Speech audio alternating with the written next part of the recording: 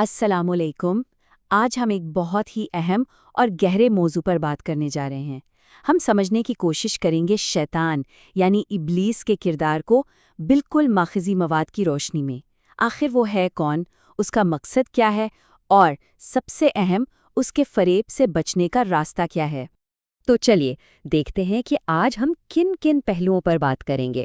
سب سے پہلے ہم دیکھیں گے کہ یہ دنیا کیسے دو گروہوں میں بٹی ہے، پھر ابلیس کے زوال کی کہانی، اس کے بعد اس کے 5 خاص کمانڈرز کون ہیں، پھر ہم اس کی کچھ حکمت عملیوں کو سمجھیں گے، اور آخر میں حفاظت کے راستے پر بات کریں گے۔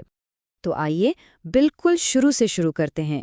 ماخذی مواد ہمیں یہ بتاتا ہے کہ یہ دنیا، یہ کائنات ایک بنیادی کشمکش پر قائم ہے۔ یہ خیر اور شر کی ایک ناختم ہونے والی جنگ ہے۔ یعنی اس دنیا کو ایک ایسے میدان کے طور پر دیکھا جا سکتا ہے جہاں 2 مخالف قوتیں آمنے سامنے ہیں۔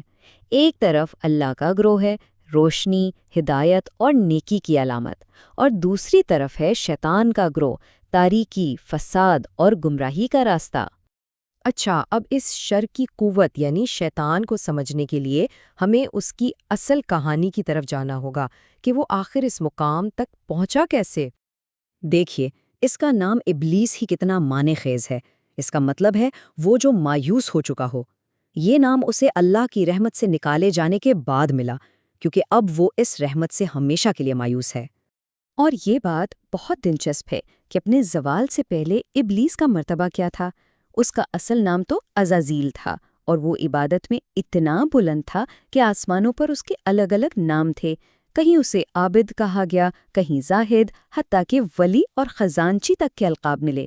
لیکن پھر انکار ہوا اور وہ شیطان بن گیا۔ تو سوال یہ ہے کہ آخر غلطی کہاں ہوئی؟ اتنی عبادت گزاری کے باوجود زوال کیوں آیا؟ وجہ صرف ایک جذبہ تھا، تکبر۔ جب اس سے کہا گیا کہ آدم کو سجدہ کرو تو اس نے یہی کہا کہ میں آگ ہوں اور یہ مٹی، میں اس سے بڑھتر ہوں۔ بس یہی وہ لمحہ تھا جس نے سب کچھ بدل دیا۔ اچھا، تو جب اسے نکالا گیا تو وہ اکیلا نہیں رہا۔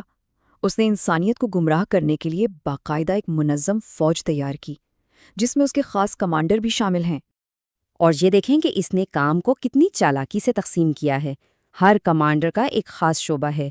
ایک کا کام ہے مصیبت کے وقت لوگوں کو مایوس کرنا، دوسرے کا کام گناہ کو خوبصورت دکھانا ہے، ایک جھوٹ اور افواہیں پھیلاتا ہے، تو ایک گھروں میں جھگڑے کرواتا ہے، اور ایک بازاروں میں بے ایمانی کو فروغ دیتا ہے۔ اب سوال یہ ہے کہ یہ حکمت عملیاں ہماری روزمرہ کی زندگی میں کیسے کام کرتی ہیں؟ ماخذی مواد اس کو سمجھانے کے لیے کچھ بہت ہی طاقتور کہانیاں سناتا ہے۔ اس کو سمجھنے کے لیے مولانا رومی کی ایک مشہور کہانی ہے۔ سوال یہ ہے کہ کیا شہد یا شیرے کا صرف ایک قطرہ پورے شہر میں فساد کروا سکتا ہے؟ سننے میں تو عجیب لگتا ہے نا؟ دیکھیں کیسے ایک چھوٹی سی بظاہر بے ضرر بات بڑھتی ہے۔ دیوار پر شیرے کا ایک قطرہ گرا، جس پر مکھیاں آئیں۔ مکھیوں کو کھانے ایک چھپکلی آئی، چھپکلی پر بلی نے حملہ کیا، اور بلی پر کتے نے۔ دکاندار نے کتے کو مارا، اور بس دیکھتے ہی دیکھتے پورے شہر میں ایک ہنگامہ کھڑا ہو گیا۔ اس کہانی کا سب سے اہم سبق یہ ہے، شیطان خود سے برائی پیدا نہیں کرتا، وہ صرف ان منفی جذبات کو استعمال کرتا ہے جو انسان کے اندر پہلے سے موجود ہوتے ہیں، جیسے غصہ، حسد یا انتقام۔ وہ تو بس ایک چھوٹی سی چنگاری دکھاتا ہے۔ ایک اور بڑی ہی عجیب اور دلچسپ کہانی ہے۔ یہاں ابلیس کچھ ایسا کرتا ہے جس کی کوئی توقع نہیں کر سکتا۔ وہ ایک نیک آدمی کی مدد کرتا ہے۔ اس نے اس شخص کی مدد کیوں کی؟ اس کا جواب اس کے مشن کی گہرائی کو ظاہر کرتا ہے۔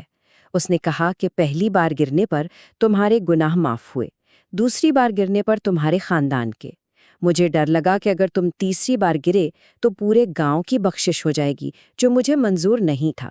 یعنی وہ ایک چھوٹی نیکی کر کے ایک بہت بڑی نیکی کو روک رہا تھا۔ تو جب مخالفت اتنی منظم اور مستقل ہے تو پھر سوال یہ پیدا ہوتا ہے کہ اس سے بچنے کا راستہ کیا ہے؟ ماخذی مواد اس کے لیے بھی رہنمائی کرتا ہے۔ یہ کچھ عملی اور روحانی طریقے ہیں جو ایک طرح سے ایمان کی ڈھال کا کام کرتے ہیں، جیسے اپنے ہر کام میں خلوص نیت رکھنا، اللہ پر بھروسہ کرنا، کثرت سے اس کا ذکر کرنا، اور غصے جیسی کیفیات سے بچنا۔ یہ سب وہ طریقے ہیں جو اس کے اثر سے محفوظ رکھتے ہیں۔ اور آخر میں یہ طاقتور مکالمہ اس پوری کشمکش کا خلاصہ ہے۔ ایک طرف شیطان کا عزم ہے کہ وہ آخری سانس تک گمراہ کرتا رہے گا، اور دوسری طرف اللہ کی رحمت کا وعدہ ہے کہ جب تک انسان معافی مانگتا رہے گا وہ اسے معاف کرتا رہے گا۔ تو یہ کائناتی جنگ دراصل ہر انسان کے اندر روز لڑی جاتی ہے۔ ایک طرف بہکاوے کی آواز ہے اور دوسری طرف توبہ اور واپسی کی، اور حتمی سوال یہی رہ جاتا ہے کہ اس روزمرہ کی جنگ میں آخری فیصلہ کس آواز کا ہوتا ہے؟